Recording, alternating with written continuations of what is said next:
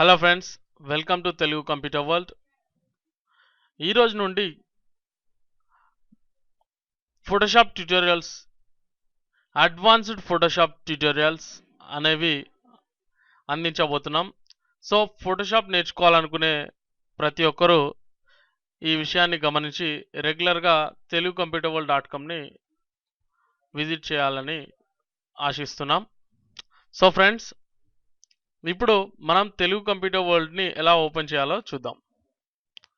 చూసినట్లయితే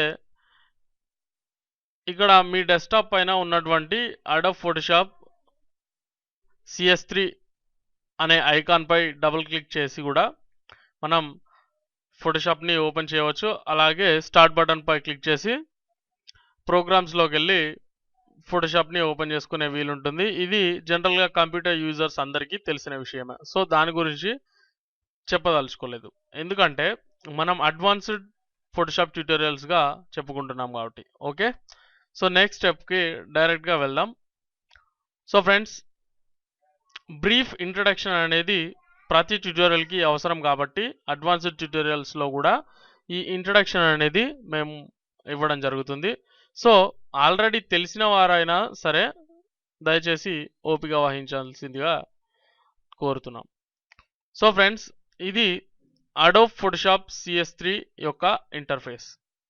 ఓకే, అంటే Adobe Photoshop CS3 అనేది మనం ఓపెన్ చేయగానే మనకి ఇలా కనిపించేటువంటి విషయం. సో ఫ్రెండ్స్, యాజ్ యూజువల్ పైన కనిపిస్తున్నటువంటి ఈ బార్ని టైటిల్ బార్ అంటాం. సో ప్రోగ్రామ్ యొక్క పేరు, అలాగే మన యొక్క ఇమేజ్ యొక్క పేరు, ప్లస్ అది ఎంత పర్సెంటేజ్ అంటే ఒరిజినల్ సైజ్ 100% సైజ్లో మనకు వ్యూ చేస్తున్నామా, లేదా ఎంత పర్సెంటేజ్లో మనం వ్యూ చేస్తున్నాం అనేది ఇక్కడ ఉంటుంది. చూడండి, నేను జూమ్ చేయగానే ఇక్కడ 200% అయింది. సో అలా ఇమేజ్ ఒరిజినల్ సైజ్లో మనం చూస్తున్నట్లయితే ఇక్కడ మనకు 100% అనేది రావడం జరుగుతుంది. సో మనం సెలెక్ట్ చేసుకున్నటువంటి లేయర్ నేమ్, అలాగే ఇది ఉన్నటువంటి ఇమేజ్ మోడ్ని మనకి ఇక్కడ చూపించడం అనేది జరుగుతుంది. సో నెక్స్ట్ ఉన్నటువంటి ఈ బార్ని మెనూ బార్ అంటాం. ఇక్కడ రకరకాల మెనూస్ అంటే file, edit, image, layer, select, filter, view, window, help అనేటువంటి మెనూస్ అనేవి మనకు అందుబాటులో ఉన్నవి. ఈ మెనూస్లో ఉండేటువంటి అంశాల గురించి కూడా మనం క్షుణ్ణంగా తెలుసుకుందాం, కానీ నెక్స్ట్ స్టెప్లో తెలుసుకుందాం. ఓకే, సో ఇక్కడ చూసినట్లయితే ఇది టూల్స్ యొక్క ఇన్ఫర్మేషన్. ఓకే, అది ఎలా పనిచేస్తుంది ఏంటి అనేది మనం చూద్దాం. సో ఇక్కడ చూడండి ఫ్రెండ్స్, ఇక్కడ ఉన్నటువంటి ఈ యొక్క ప్యాలెట్ని టూల్ ప్యాలెట్ లేదా టూల్స్ ప్యాలెట్ అంటారు. దీన్నే టూల్ బార్ అని కూడా పిలుస్తుంటారు. సో ఇలా సింగిల్ లైన్లో మనకు అడోబ్ CS3లో అవైలబుల్గా ఉంది. అలాగే కొంతమందికి పాత వెర్షన్స్, ఓల్డ్ వెర్షన్స్ అయినటువంటి ఎక్కువ ఫోటోషాప్ 7 అనేది ఎక్కువ అలవాటు ఉన్న వాళ్ళకి ఎలా ఉంటుందంటే అందులో టూల్ ప్యాలెట్ ఇలా ఉంటుంది. ఓకే, సో మనం కావాలనుకుంటే ఇలా కూడా మార్చుకొని వాడుకునే వీలు ఇక్కడ ఉంది. సో దీన్ని డిఫాల్ట్ ఇంటర్ఫేస్లో మనం వాడినట్లయితే మనకు కొంచెం కొత్తదనం అనేది తెలిసి వస్తుంది. ఓకే, సో ఇది టూల్ బార్ లేదా టూల్ బాక్స్ ఏదైనా పిలవచ్చు. ఓకే, అర్థం అదే. అండ్ నెక్స్ట్ ఇక్కడ ఉన్నటువంటి కొన్ని టూల్స్ గురించి బ్రీఫ్గా చెప్తాను, తర్వాత మనం అడ్వాన్స్డ్ ట్యూటోరియల్లోకి వెళ్ళిపోదాం. ఓకే, సో ఇక్కడ move tool, marquee tool, lasso tool, అలాగే సెలెక్షన్ టూల్ లేదా quick selection tool, magic wand tool, ఇలా రకరకాల పేర్లతో పిలుస్తూ ఉంటారు. దాంట్లో లోపల ఉంటవి, వాటి గురించి కూడా చెప్పుకుందాం. Crop tool, slice tool, healing brush tool, spot healing brush tool అని కూడా పిలుస్తారు దీన్ని, బ్రష్ టూల్, అలాగే clone stamp tool, history brush tool, eraser tool, gradient tool, blur tool, Dodge tool, pen tool, horizontal type tool లేదా type tool అని కూడా పిలుచుకోవచ్చు. Horizontal, vertical అనేవి దాంట్లో అందుబాటులో ఉంటాయి. Okay, path selection tool, rectangle tool, notes tool, I dropper tool, hand tool, Zoom tool, ఇలా foreground and background వాటి యొక్క సెలెక్షన్స్ అనేవి ఇక్కడ మనకు అందుబాటులో ఉన్నవి. ఓకే, ఇక్కడ లాస్ట్లో edit in quick mask mode. Okay, ఇది ఎలా పనిచేస్తుంది ఏంటి అనేది కూడా మనం డిస్కస్ చేద్దాం. And next change screen mode. Okay, so ఇవి మనకు ఇవ్వబడినటువంటి టూల్ బార్ లేదా టూల్ బాక్స్ లేదా టూల్ ప్యాలెట్లో ఉన్నటువంటి టూల్స్. ఓకే, సో ఫ్రెండ్స్ ఇక్కడ టూల్స్ యొక్క ఇన్ఫర్మేషన్ అనేది ఉంటుందని చెప్పుకున్నాం. అండ్ నెక్స్ట్ ఇక్కడికి వచ్చేసరికి రైట్ సైడ్లో, సో ఫ్రెండ్స్ ఇక్కడ రైట్ సైడ్ చూసినట్లయితే మీకు ఫస్ట్ నావిగేటర్ అనేది ఉంటుంది, ఆ తర్వాత హిస్టోగ్రామ్, ఆ తర్వాత ఇన్ఫో అనేవి మనకి ఇక్కడ అందుబాటులో ఉంటాయి. ఇవి ఏంటి, ఎలా పనిచేస్తావా అనేది కూడా మనం ముందు ముందు తెలుసుకుందాం. సో ఇక్కడ లెఫ్ట్ సైడ్కి వచ్చేసరికి మనకు ఫస్ట్ ఈ యొక్క బాక్స్లో ఇక్కడ కనిపిస్తున్నది హిస్టరీ. దీనిపైన క్లిక్ చేసినట్లయితే మనకు హిస్టరీ ప్యాలెట్ అనేది ఓపెన్ అయిపోతుంది. ఓకే, ఒక రకంగా ఈ యొక్క టూల్ ప్యాలెట్స్కి కొన్ని విషయాలను అందించేటువంటి ప్యాలెట్స్కి ఇవి షార్ట్ కట్స్ లాంటివి. ఓకే, సో ఆ విషయాలు ఏంటనేవి మనం ఒక్కొక్కటిగా ఇప్పుడు నేను మీకు చెప్తాను. చూడండి, ఇక్కడ ఫస్ట్లో ఉన్నది మనకు హిస్టరీ అనేది. ఈ హిస్టరీకి షార్ట్ కట్గా కూడా దీన్ని చెప్పుకోవచ్చు మనం. ఓకే, ఫస్ట్ అంతకుముందు ఓల్డర్ వెర్షన్స్లో మీరు చూసినట్లయితే ఈ టైప్లో ఉండవు. సో మనం కొన్ని షార్ట్కట్ కీస్ లేదా విండోలోకి వెళ్ళి మనం దాన్ని చూసుకునేటువంటి వీలు మనం ఉండేది. ఇప్పుడేమో ఇలా ఇవ్వడం అనేది జరిగింది. Okay, so new interface new experience. So friends ఇక్కడ క్లిక్ చేసినట్లయితే మనకు హిస్టరీ అనే ప్యాలెట్ ఓపెన్ అవుతుంది. ఈ ప్యాలెట్లో మనం చేసే ప్రతి వర్క్ అనేది, ప్రతి మూమెంట్ అనేది ఇందులో లోడ్ అవుతూ ఉంటుంది. అంటే మీరు చేసే ప్రతి స్టెప్ అనేది ఇక్కడ లోడ్ అవుతూ ఉంటుంది. సో ప్రీవియస్ స్టెప్స్లోకి మనం వెళ్ళి చూసుకునేటువంటి అవకాశం కూడా మనకి ఇక్కడ కల్పించబడుతుంది. ఓకే, సో యాక్షన్స్, ఇక్కడ ఉన్నటువంటి ఈ బటన్ పై క్లిక్ చేస్తే మనకు యాక్షన్ ప్యాలెట్ అనేది ఓపెన్ అవుతుంది.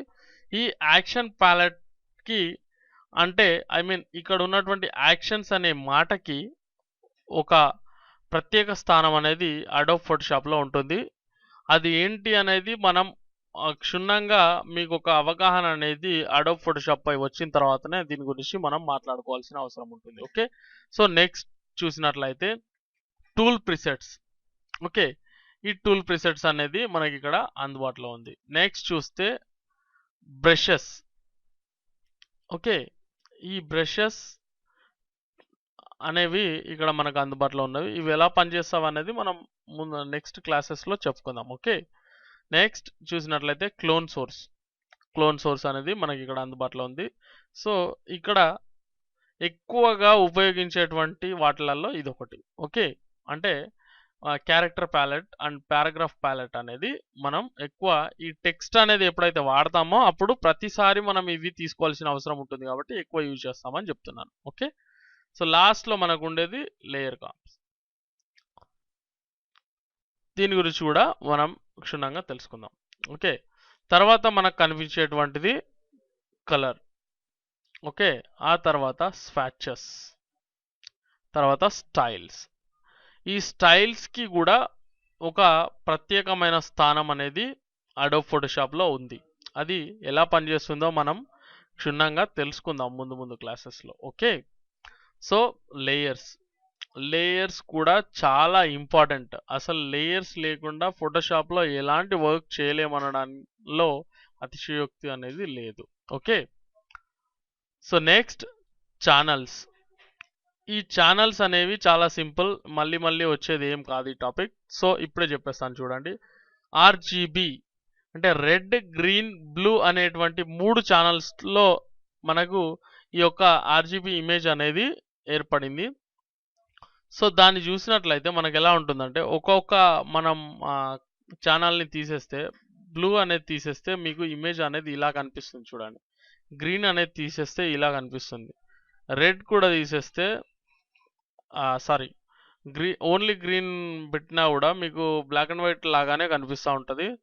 అలాగే ఓన్లీ బ్లూ పెట్టినా కూడా ఈ type of black and white కనిపిస్తుంది. అంటే దీన్ని బట్టి మనం అర్థం చేసుకోవాల్సిన విషయం ఒకటే, బ్లూ గ్రీన్ రెడ్ లేదా red green and blue RGB అంటే అదే అనమాట. Okay, red green and blue అనేటువంటి ఛానల్స్ కలిసి లేదా కలర్స్ కలిసి ఒక్కో లేయర్గా మనకు ఈ యొక్క 3 ఛానల్స్ కలిసే మనకు కలర్ఫుల్ లేదా కలర్ ఇమేజ్ అనేది మనకు స్పష్టంగా కనిపించేందుకు ఏర్పడుతుంది అనమాట. ఈ 3 ఛానల్స్ కలిసి మనకు ఒక ఆర్జీబీ ఇమేజ్ లేదా కలర్ ఇమేజ్ అనేది ఏర్పడుతుంది. ఓకే, సో ఛానల్స్ గురించి చెప్పుకోవాల్సింది ఇంతే ఉంటుంది ఆల్మోస్ట్. కాకపోతే కొన్ని సందర్భాలలో మాత్రం మనకు ఇది ఒక ముఖ్య పాత్ర అనేది పోషిస్తూ ఉంటుంది అడోబ్ ఫోటోషాప్లో. దాని గురించి కూడా మనం తెలుసుకుందాం. సో ప్యాథ్స్, ఈ ప్యాథ్స్ అనేది మనం పెన్ టూల్ లాంటిది వాడినప్పుడు మనకు దాని గురించి అవగాహన వస్తుంది, కానీ ఇక్కడ ప్యాథ్స్ అనేది ఉంటుందని మాత్రం మీరు గుర్తుంచుకుంటే చాలు ఇప్పటికి. ఓకే, సో ఫ్రెండ్స్, ఇది బ్రీఫ్గా అడోబ్ ఫోటోషాప్ యొక్క ఇంట్రడక్షన్. ఇంకా మిగిలినవి ఏమైనా ఉంటే చూస్తే కనుక మీకు ఇక్కడ ఇమేజ్ సైజ్ అనేది ఏ పర్సంటేజ్లో ఉంది అంటే ఒరిజినల్ సైజ్లో ఉంటే 100% అని, దానికంటే తక్కువ ఉంటే 50% అని, ఎక్కువ ఉంటే ఎంత ఎక్కువ ఉందో అంత మనకి ఇక్కడ చూపించడం అనేది జరుగుతుంది. మనం ఇక్కడ చేంజ్ చేసి కూడా దాని యొక్క జూమ్ ఇన్ జూమ్ అవుట్ అనేది మనం ఇక్కడ చేసుకోవచ్చు. ఓకే, సో ఇక్కడ చూడండి, ఇక్కడ ఏది చూపిస్తుందో తెలుసుకోవడానికి మనం ఇక్కడ క్లిక్ చేయాల్సి ఉంటుంది. షో అనేది తీసుకొని డాక్యుమెంట్ సైజెస్ అనేది చూపిస్తుంది అక్కడ. ఓకే, సో వెర్షన్ క్యూ, అలాగే document profile, document dimensions, okay, document dimensions, scratch sizes, efficiency, timing, current tool, 32-బిట్ ఎక్స్పోజర్, ఇలా రకరకాలవి మనం ఇక్కడ చూసుకోవడం కోసం ఇమేజ్ యొక్క ప్రాపర్టీస్ లాంటివి అన్నమాట ఇవన్నీ కూడా. ఓకే, ఇమేజ్కి సంబంధించిన కొన్ని డీటెయిల్స్ని మనం ఇక్కడ చూసుకోవాలనుకున్నప్పుడు మనం ఏదైతే చూసుకోవాలో దాన్ని సెలెక్ట్ చేసుకుంటే ఇక్కడ సరిపోతుంది. ఓకే, మనం ఏదైతే చూసుకోవాలనుకుంటున్నామో దాన్ని ఇక్కడ సెలెక్ట్ చేసుకుంటే సరిపోతుంది. సో ఇది ఫ్రెండ్స్. అండ్ నెక్స్ట్ ఇక్కడ ఇంకా కొన్ని విషయాలు ఏంటంటే వర్క్ స్పేస్. ఈ వర్క్ స్పేస్ అనేది చూడండి, బేసిక్ అనేది తీసుకోగానే మీకు ఇక్కడ కన్ఫర్మేషన్ అడుగుతుంది. ఎస్ పై క్లిక్ చేయగానే ఇలా వచ్చేస్తుంది. చూడండి, మీకు వర్క్ స్పేస్ అనేది మారిపోయింది. ఇలా రకరకాల వర్క్ స్పేసెస్ అనేవి మనకు ఉన్నవి. అంటే ఫోటోషాప్లోని ఆప్షన్స్ ఏమీ మారట్లేదు, కానీ మనం వర్క్ చేసుకునే విధానం అనేది ఇక్కడ మార్చుకునే వీలుంటుంది. ఓకే, సో ఎలాంటి కన్ఫ్యూషన్కి గురి కావాల్సిన అవసరం లేదు. డిఫాల్ట్ వర్క్ స్పేస్ తీసుకున్నట్లయితే మీకు ఎప్పుడు ఇలాగే ఉంటుంది. ఒకవేళ మీకు ఏదైనా మార్పులు జరిగినాయి అనుకోండి, ఫర్ ఎగ్జాంపుల్ ఇది వెళ్ళిపోయినప్పుడు మనం ఇక్కడ ఉన్నటువంటి డిఫాల్ట్ వర్క్ స్పేస్ పై క్లిక్ చేయగానే అది మళ్ళీ తిరిగి రీలోడ్ అవ్వడం అనేది జరుగుతుంది. కాబట్టి మనం ఏదైనా ప్యాలెట్ని అన్ఫార్చునేట్గా ఇట్లాంటి ఎలాంటి మార్పులు చేసినా కూడా అనుకోకుండా మీ ఫ్రెండ్ ఎవరైనా మీ సిస్టమ్ని యూజ్ చేయడం కానీ ఏదైనా డిలీట్ చేయడం కానీ ఇలా చేయగానే మీకు ఏమీ అర్థం కాని పరిస్థితిలో ఉన్నట్లయితే ఇక్కడ ఉన్నటువంటి వర్క్ స్పేస్ పై క్లిక్ చేసి డిఫాల్ట్ వర్క్ స్పేస్ అనేది క్లిక్ చేసినట్లయితే మీకు మళ్ళీ యథావిధిగా వాటి యొక్క స్థానాల్లోకి అవి ఏర్పడడం అనేది మనం చూడొచ్చు. ఓకే, సో ఫ్రెండ్స్, ఇప్పుడు మనం ఒకసారి టూల్స్ గురించి తెలుసుకుందాం. ఒక్కో టూల్ గురించి చూద్దాం. సో ఫ్రెండ్స్, ఇప్పుడు టూల్స్ గురించి తెలుసుకోవాలంటే మనకు ఫస్ట్ అందుబాటులో ఉన్నటువంటి టూల్ మూవ్ టూల్. దీన్నే సెలెక్షన్ టూల్ అని కూడా అంటారు. ఓకే, దీనికి షార్ట్ కట్ వచ్చేసి వి. కీబోర్డ్లో విని ప్రెస్ చేసి మనం ఈ యొక్క సెలెక్షన్ టూల్ లేదా మూవ్ టూల్ని సెలెక్ట్ చేసుకోవచ్చు. ఫర్ ఎగ్జాంపుల్ వేరే టూల్లో ఉన్నప్పుడు మనం వి క్లిక్ చేయగానే ఆటోమేటిక్గా మనకు ఈ యొక్క టూల్ అనేది సెలెక్ట్ అయిపోతూ ఉంటుంది. ఓకే, సో ఈ మూవ్ టూల్తో మనం ఎలా మూవ్ చేయొచ్చు, ఎలా వాడచ్చు ఈ టూల్ని అనేది ఒకసారి చూసినట్లయితే, ఫర్ ఎగ్జాంపుల్ ఇక్కడ చూడండి, మనం ఏ లేయర్ని అయితే సెలెక్ట్ చేసుకున్నామో ఇక్కడ మనకు చూపిస్తూ ఉంటుంది. అంటే ఈ ఇమేజ్ లేయర్ని సెలెక్ట్ చేసుకున్నాం, ఇక్కడ ఉన్న ఐ పై క్లిక్ చేసినట్లయితే అది హైడ్ అవుతుంది. చూడండి. ఓకే, సో పైన ఉన్నటువంటి లేయర్ అనేది మనకు చూపిస్తుంది, కానీ అది వైట్ కలర్లో ఉండడం వల్ల మనకి ఇక్కడ సరిగా చూపించడం లేదు. సో ఇలా మనం ఏదైతే సెలెక్ట్ చేస్తున్నామో అది ఇక్కడ తెలుసుకోవచ్చు. ఫర్ ఎగ్జాంపుల్ ఇప్పుడు మనం పైన లేయర్ని సెలెక్ట్ చేసుకోవాలి, ఈ టెక్స్ట్ లేయర్ని సెలెక్ట్ చేసుకోవాలి అనుకున్నప్పుడు దీన్ని పై క్లిక్ చేయగానే ఈ యొక్క లేయర్ అనేది సెలెక్ట్ అవుతుంది. ఓకే, సెలెక్ట్ అవ్వగానే మీకు ఇక్కడ పైన చూసినట్లయితే ఇక్కడ కూడా మనకు చూపిస్తూ ఉంటుంది చూడండి, సెలెక్టెడ్ లేయర్. ఇక్కడ లేయర్ 0 అన్నప్పుడు ఇక్కడ లేయర్ 0 అయ్యింది. అలాగే ఇక్కడ నేను క్లిక్ చేసినప్పుడు ఈ లేయర్ అనేది సెలెక్ట్ అయింది. అలాగే చూడండి ఫ్రెండ్స్, ఇక్కడ సెలెక్ట్ చేయబడినటువంటి లేయర్ని మనం ఎటువైపు అయినా జరపాలనుకున్నప్పుడు దీనిపై అంటే మీ యొక్క లెఫ్ట్ మౌస్ బటన్ని క్లిక్ చేసి అలాగే పట్టుకొని ఎటైనా మీరు ఎక్కడికైతే తీసుకెళ్లాలో అక్కడికి జరుపుకోవచ్చు అన్నమాట. అంటే ఈ మూవ్ టూల్తో మనం ఒక ఇమేజ్ యొక్క లేయర్ని సెలెక్ట్ చేసుకొని మనం దాన్ని మనకు కావలసిన చోటుకి మూవ్ చేసుకోవచ్చు. ఓకే, సో అలాగే మీరు up and down left and రైట్కి మూవ్ చేయాలనుకుంటే మీ యొక్క కీబోర్డ్లోని ఆరో మార్క్ కీస్ని యూజ్ చేసి కూడా మీరు దీన్ని పైకి కిందకు అలాగే పక్కకు అటుపక్కకు ఇటుపక్కకు అంటే left side and right side మనం జరుపుకునేటువంటి వీలు కూడా ఉంటుంది. సో దానికి కూడా మనం మూవ్ టూల్ అనేది సెలెక్ట్ చేసి ఉన్నప్పుడు మాత్రమే ఇది సాధ్యం అవుతుంది. ఓకే, సో మూవ్ టూల్ యొక్క ఆప్షన్స్ అనేవి ఇక్కడ వచ్చినవి. దీని యొక్క ఇన్ఫర్మేషన్ ఇక్కడ ఉంటుందని చెప్పాను కదా నేను.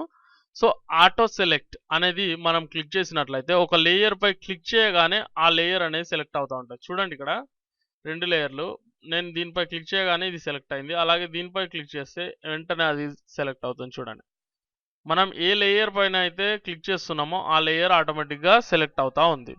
ఓకే, ఇది గుర్తుంచుకోవాలి. అలాగే ఇక్కడ లేయరా గ్రూప్ అనేది 2 ఆప్షన్స్ ఉంటాయి. జనరల్గా లేయర్ అనేది ఉంచేసుకోండి. ఇక్కడ మనం గ్రూప్ అనేది ఎప్పుడు వాడతామో కూడా మనం ముందు క్లాసెస్లో చెప్పుకుందాం. సో ఫ్రెండ్స్, ఇక్కడ ఆటో సెలెక్ట్ అనేది మీకు అవసరం ఉన్నప్పుడు ఉంచేసుకోవచ్చు, లేదంటే తీసేసుకోవచ్చు. ఓకే, నెక్స్ట్ చూసినట్లయితే షో ట్రాన్స్ఫార్మ్ కంట్రోల్. ఇక్కడ చూడండి, ట్రాన్స్ఫార్మ్ కంట్రోల్స్ అనేవి వచ్చినవి.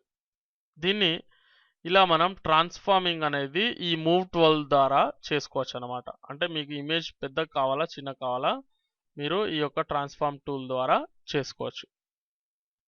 Okay, I mean move tool ద్వారా ట్రాన్స్ఫార్మ్ కంట్రోల్స్తో చేసుకోవచ్చు. ఈ ట్రాన్స్ఫార్మ్ కంట్రోల్స్ అనేవి ఉండనివ్వండి. అయితే ఈ ట్రాన్స్ఫార్మింగ్ అనేది చేసేటప్పుడు ఒక విషయం గుర్తుంచుకోవాలి. మీరు ఇమేజ్ యొక్క డైమెన్షన్స్ మారకుండా లేదా ఆస్పెక్ట్ రేషియో అనేది మారకుండా, క్వాలిటీ తగ్గకుండా, స్ట్రెచ్ అవ్వకుండా ఎటువైపు పడితే అటువైపు ఇష్టం ఉన్నట్లు సైజ్ అనేది ఇట్లా మారకుండా, చూడండి ఎంత అగ్లీగా ఉంది. ఇదే డైమెన్షన్స్ అనేవి కంటిన్యూ అవుతూ వెళ్ళాలంటే, అంటే ఆస్పెక్ట్ రేషియో అనేది మెయింటైన్ అవ్వాలంటే మనం షిఫ్ట్ ఆల్ట్ అనేది ఇక్కడ ఫోటోషాప్లో యూజ్ చేస్తాం. అంటే మీ కీబోర్డ్ పైన ఉన్నటువంటి ఆల్ట్ అండ్ షిఫ్ట్ని హోల్డ్లో పెట్టి అంటే నొక్కి పట్టేసి మీ యొక్క లెఫ్ట్ మౌస్ బటన్ని ఏదైనా ఒక కార్నర్లోకి తీసుకెళ్ళి సెలెక్ట్ చేసి దాన్ని ఇలా చిన్నగా చేసుకునే అవకాశం ఉంటుంది మనకు. ఓకే, ఇలా చేసిన తర్వాత ఎంటర్ ప్రెస్ చేస్తే మీ యొక్క సెలెక్షన్ అనేది లేదా మీ యొక్క ట్రాన్స్ఫార్మేషన్ అనేది ఇక్కడ అప్లై అవుతుంది. ఓకే, సో ఇది మనం గమనించాల్సిన విషయం. లేదంటే మీరు షిఫ్ట్ ఆల్ట్ అనేది యూజ్ చేయకపోతే దాని యొక్క సైజెస్ అనేవి అంటే ఫర్ ఎగ్జాంపుల్ ఇటు లాగితే ఇటు వస్తుంది, ఇటు లాగితే ఇటు వస్తుంది, ఇమేజ్ అనేది పాడైపోతుంది. ఓకే, అంటే అవసరం ఉన్నప్పుడు మీకు ఎలా కనిపించినా పర్వాలేదు అనుకున్నప్పుడు దీన్ని యూజ్ చేసుకోవచ్చు. ఎలా అంటే అలా. ఒకవేళ ఓన్లీ బ్యాక్గ్రౌండ్ అనుకోండి, మనం దానికి పెద్ద మార్పులు చేయాల్సిన అవసరం లేదు అనుకున్నప్పుడు ఎలా పడితే అలా లాగేసుకోవచ్చు. కానీ ఇలాంటి ఒక పర్టికులర్ ఇమేజ్ని మీరు పెద్దదిగా చేయాలనుకుంటున్నప్పుడు మీరు షిఫ్ట్ ఆల్ట్ అనేది నొక్కి పట్టి మీ యొక్క లెఫ్ట్ మౌస్ బటన్ని హోల్డ్లో పెట్టి అలాగే నొక్కి పట్టి మీరు ఇలా ట్రాన్స్ఫార్మింగ్ అనేది చేసినప్పుడు అది చాలా చక్కగా అదే డైమెన్షన్స్లో మీకు అనేది వస్తూ ఉంటుంది. సో ఫర్ ఎగ్జాంపుల్ చూడండి, అలాగే ఇక్కడ ఒక విషయం చెప్తాను నేను మీకు. మీరు చేసినటువంటి ఒక పనిని వెళ్ళాలంటే అంటే అండు అంటే ప్రీవియస్ స్టెప్కి వెళ్ళాలంటే ఆ పని చేయకూడదు అనుకుంటే Ctrl Z ప్రెస్ చేయండి. దానికంటే ప్రీవియస్ స్టెప్కి వెళ్ళాలనుకుంటే కంట్రోల్ ఆల్ట్ జెడ్ ప్రెస్ చేయండి. ఓకే, కంట్రోల్ జెడ్ ప్రెస్ చేస్తే ప్రీవియస్ స్టెప్కి వెళ్తుంది. అంతకంటే ప్రీవియస్ స్టెప్స్కి మీరు వెళ్ళాలనుకున్నప్పుడు కంట్రోల్ ఆల్ట్ జెడ్ని ప్రెస్ చేస్తూ మీరు మీ యొక్క ప్రీవియస్ స్టెప్స్లోకి వెళ్ళొచ్చు. ఓకే, సో అలాగే మీరు ఫార్వర్డ్ స్టెప్ అంటే అండూని రీడూ చేయాలనుకున్నప్పుడు, ఇప్పుడు మీరు ప్రీవియస్ స్టెప్లోకి వచ్చారు, దాన్ని మళ్ళీ చేయాలనుకుంటున్నప్పుడు కంట్రోల్ షిఫ్ట్ జెడ్ క్లిక్ చేస్తూ మీరు ఫార్వర్డ్ స్టెప్స్లోకి వెళ్ళవచ్చు. ఓకే, సో ఇది గుర్తుంచుకోవాలి. అలాగే చూడండి, ఈ షో ట్రాన్స్ఫార్మ్ అనేది తీసుకున్నప్పుడు మీరు ఏదైతే లేయర్ని సెలెక్షన్లో ఉంటుందో ఆ లేయర్ యొక్క ఈ ట్రాన్స్ఫార్మ్ కంట్రోల్స్ అనేవి మనకు కనిపిస్తూ ఉంటవి. ఓకే, సో దాన్ని తీసేస్తే ఇలా ఉంటుంది. ఓకే, సో ఇక్కడ ఉన్నటువంటి ఈ ఆప్షన్స్ ఏంటంటే అలైన్మెంట్కి సంబంధించినవి. ఓకే, దేనికి సంబంధించినవి? అలైన్మెంట్కి సంబంధించినవి. అంటే రెండు లేయర్స్ వాటి యొక్క అలైన్మెంట్ పైన, మధ్యలో లేదా కింద అంటే bottom, and sides and centre, ఇలా రకరకాల అలైన్మెంట్స్ అనేవి మనం చేసుకోవడం కోసం వీటిని యూజ్ చేయాలి. సో దానికి గాను మనకు ఏవైనా 2 లేయర్లు లేదా అంతకంటే ఎక్కువ లేయర్లు సెలెక్షన్లో ఉండాలి. సో వాటి యొక్క మార్పులు ఎలా ఉంటాయో ఇప్పుడు మనం చూద్దాం. సో ఈ 2 లేయర్లని మీరు సెలెక్ట్ చేయాలనుకున్నప్పుడు కంట్రోల్ పై క్లిక్ చేసి మీరు ఏదైతే లేయర్ని దీంతో పాటు సెలెక్ట్ చేయాలనుకుంటున్నారో దాన్ని సెలెక్ట్ చేసిన దానిపై క్లిక్ చేసినప్పుడు ఇవి సెలెక్ట్ అయిపోతూ ఉంటాయి. ఇంతకంటే ఎక్కువ లేయర్స్ ఉన్నా కూడా మనం ఇలా కంట్రోల్ పట్టుకొని కంట్రోల్ని ప్రెస్ చేసి ఉంచి మిగిలిన లేయర్స్ పై క్లిక్ చేస్తూ సెలెక్ట్ చేసుకోవచ్చు. ఓకే, సో ఇక్కడ చూసినట్లయితే చూడండి, ఇక్కడ హైలైట్ అయిపోయినాయి వెంటనే.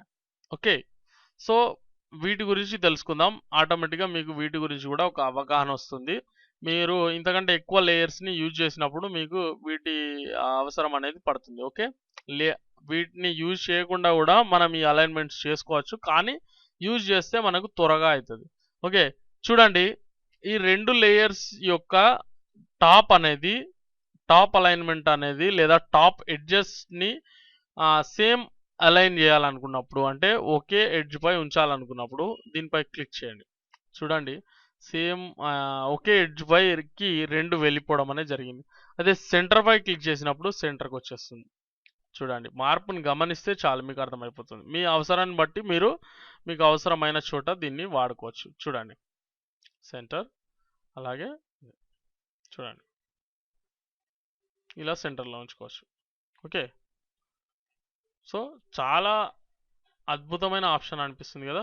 సో 2 లేయర్లని ఒకేసారి సెలెక్ట్ చేసినప్పుడు కూడా మీరు ఈ 2 లేయర్లని ఒకేసారి ఇలా మాన్యువల్గా కూడా జరుపుకునే వీలు ఉంటుంది. సో ఇలా జరపడానికి మీరు చేయవలసింది మీ యొక్క లెఫ్ట్ మౌస్ బటన్ని నొక్కి పట్టి మీరు ఎటువైపు కావాలో అటువైపు దీన్ని జరుపుకునే వీలు అనేది ఉంటుంది. ఓకే, సో ఇలా ఇప్పుడు వీటి యొక్క సెలెక్షన్ ఒకే లేయర్ని సెలెక్ట్ చేసుకోవాలనుకున్నప్పుడు మీరు ఇక్కడ బయట క్లిక్ చేసినా సరే లేదా ఒకే లేయర్ పై క్లిక్ చేసినా సరే మీరు దీన్ని చేసుకోవచ్చు. అలాగే మీ ఆరో మార్క్ కీస్ని కూడా అప్పుడప్పుడు వాడే ప్రయత్నం చేస్తే మీకు ఇంకాస్త ప్రాక్టీస్ అనేది అవుతూ ఉంటుంది. సో ఫ్రెండ్స్, ఇది ఇవాల్టి ట్యుటోరియల్ పార్ట్ 1.